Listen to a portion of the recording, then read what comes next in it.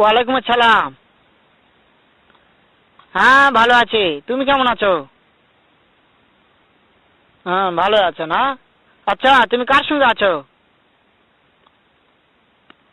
ওই মাদার চোদের সঙ্গে। ওই মাদার চোর তো এতই হারামজাদা, ওই শুয়োর বাচ্চা, ওই তো লটির বাচ্চা, ওই সাওয়াচুদির বেটা মাগির লিসা, এতই মাগির লিসা। ওই হারামজাদের আমি সামনে পাইলে একটা এমন একটা চটকানি মারবো, শালা মাদার চোদ। শুনো, তাতে কি আছে? ওই মাদার চোদ ওই জায়গায় আছে নাকি? ও আমার কথা সব শুনতেছে। ওই সাওয়াচুদির বেটাকে শুনে শুনে আমি বেশি বলবো।